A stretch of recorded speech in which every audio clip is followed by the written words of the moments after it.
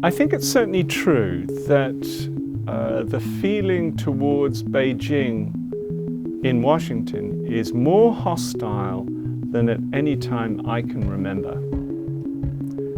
So for decades. This is the worst it's ever been. So we need to ask ourselves why. Let's start by saying who in Washington is hostile towards China.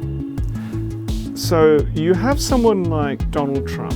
Now, Donald Trump hates the idea of America being second to anyone. So in other words, the idea that China might be number one in the world is something that's deeply unpleasant to someone like Trump. And the trouble is, you have these four constituencies: Trump, defense and security establishment, liberal, democratic, human rights, NGOs, and the fourth one, business law. They've come together, and that is why there is so much hostility towards Beijing today. And that's why the relationship with China generally is going through a very, very difficult phase. In the West, they think that Russia and China together are trying to bring down the so-called liberal, rules-based international order. But I see things differently. I think Russia has a very negative attitude to the current world order.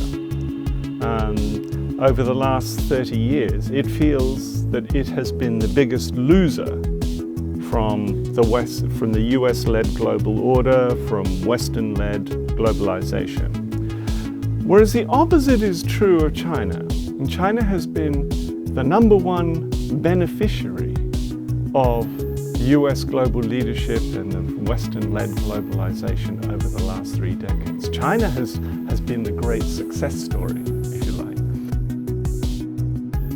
I think Moscow wants to get rid of the order and move to something else. China, I think, wants to change things within the existing world order, but it wants to keep that order. So it wants to not destroy, but to reform, to reshape the current world order. Politically, clearly, Beijing and Moscow have a much better relationship than Beijing and Washington. But economically, as you know, the US-China relationship is many, many, many times more important than the China-Russia relationship.